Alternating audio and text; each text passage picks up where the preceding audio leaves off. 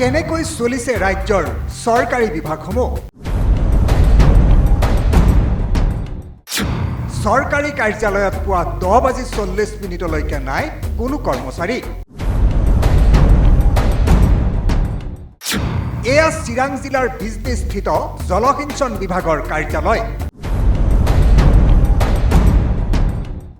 প্ৰতিদিনে কাৰ্যালয়ত দেৰিকৈ অহাৰ অভিযোগ এই সকল কৰ্মচাৰীৰ বিৰুদ্ধে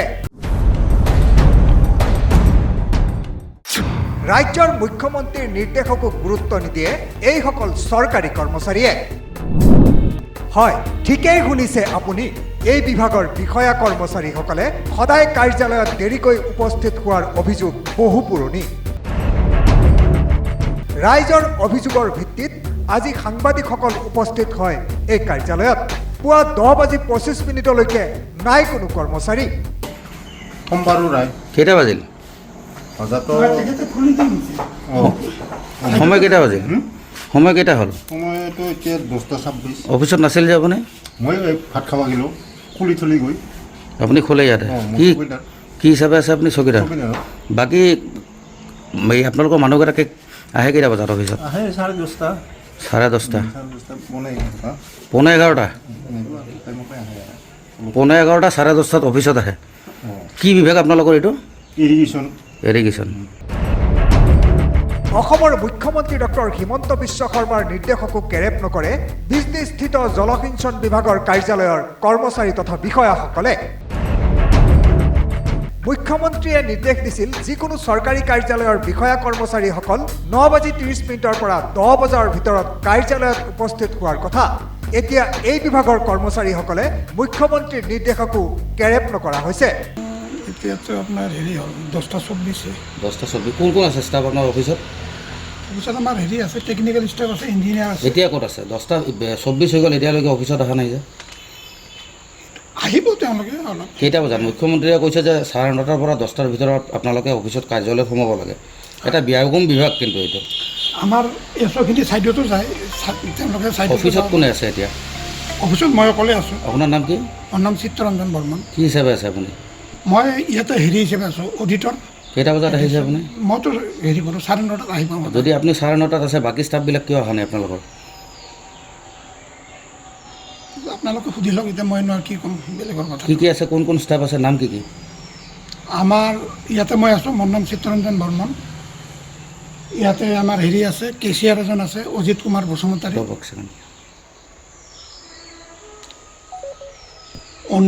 অঞ্জু হেৰি আছে নাৰ্জাৰী বুলি আছে হেমাৰাণী বসুমতাৰী ক'ত আছে এওঁলোকে আহি পোৱা নাই এতিয়াও টাইমটো চাওকচোন আপুনি এবাৰ কেইটা বাজিল আপোনালোকৰ ঘূৰি আছে নে নাই অফিচত অফিচত ঘূৰি আছে ছাৰৰ ৰুমত আছে ঘূৰি আপোনালোকৰ ছাৰৰ ৰুম কোনটো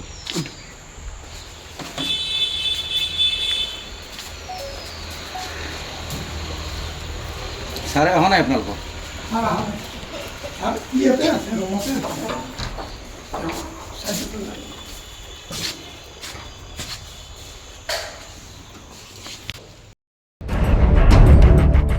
পুৱা 10:30 নাই এজনো বিষয়া কৰ্মচাৰী পিছত পলমকৈ হ'লেও এই বিভাগৰ অভিযন্তা দীপজ্যোতি কুমাৰ 10:35 মানত উপস্থিত হয় কাৰ্যালয়ত এতিয়া আপোনাৰ হেৰি কেইটা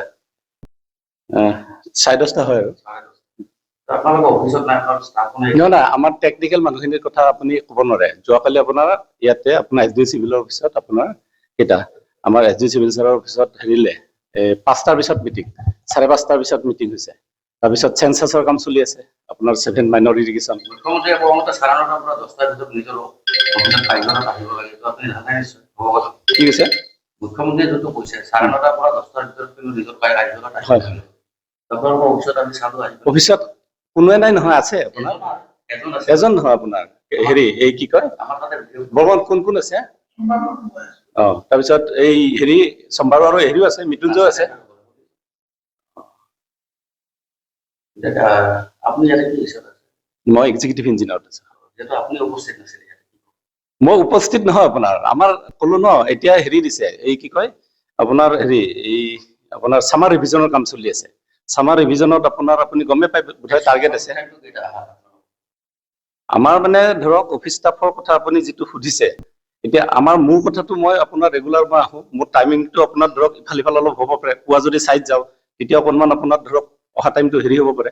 বাকী ষ্টাফখিনিৰ কথাই আপুনি বৰ্মন হেৰি কৰি তেওঁ কৈ দিব। আপোনাক ইয়াতে পাইছোঁ, আপুনি অকল আছিলে হয় এইখন কাৰ্যালয়ত, বাকী কোনো ষ্টাফ আছিল নেকি আপোনালোকৰ? বাকী আহি পোৱা নাই, মোৰ সোমবাৰতো থাকেই তেওঁ, ইয়াৰে চকীদাৰ যিহেতু তেওঁ মোক খুলি দিছে, বাকী মই কেইজন ভিতৰত আছে বহিছোঁ। আপোনালোকৰ মুঠ ইয়াতে ষ্টাফ? 11জন মান আছে। 11জন। হয়। 11জনৰ কেইজন উপস্থিত আছে এতিয়া? বৰ্তমান আমি ধৰক 2জন আছো আৰু ছাৰো আহিলে এতিয়া। কিয় অহা নাই অফিচত? এতিয়া বাকীখিনিৰ কথা মই আৰু কেনেকে ক'ম, লিভ লৈছে নেকি? কিবা ছুটি লৈছে নেকি? লিভ সেনেকে লোৱা নাই, এজনে 2 দিন চিএল লৈছিল, আজি জইন কৰিব। বাকীখিনি যিহেতু সেনেকে ছুটি মুখ্যমন্ত্ৰীয়ে লোৱা নাই। কৈছে 9:30 পৰা 10টাৰ ভিতৰত নিজ কাৰ্যালয়ত উপস্থিত থাকিব। আপোনালোকে মুখ্যমন্ত্ৰীক কেৰেপ নকৰে নেকি? এতিয়া চাওক এটা কথা কওঁ, মই কিন্তু সদায় 9টাৰ পৰা 9:30 ভিতৰত অফিচত আহি পাওঁ। মই সদায়, আপুনি যদি চিভিল লাইনৰ সন্মুখত চিকিউৰিটিক সোধে গম পাব, মই 9টা 9:30 আহোঁই। বাকী ষ্টাফ এতিয়া বাকীখিনিৰ কথাটো মই কেনেকে ক'ম, সকলোৱে হেৰি কৰে নিজৰ নিজৰ মতে। এতিয়া প্ৰশ্ন উত্থাপন হৈছে যে এইদৰে একাংশ চৰকাৰী বিষয়া কৰ্মচাৰীয়ে সময়মতে কাৰ্যালয়ত উপস্থিত নাথাকি চৰকাৰী দৰমহা এইদৰে লাভ কৰি থাকিব নেকি? এই প্ৰতিবেদন সম্প্ৰচাৰ হোৱাৰ পিছত চৰকাৰ কিংবা ঊৰ্ধ্বতন কৰ্তৃপক্ষই কি ব্যৱস্থা গ্ৰহণ কৰে সেয়া হ'ব লক্ষণীয়। চিৰাঙৰ পৰা বৰ্ণালী তালুকদাৰ, এনালাইচিছ 24/7।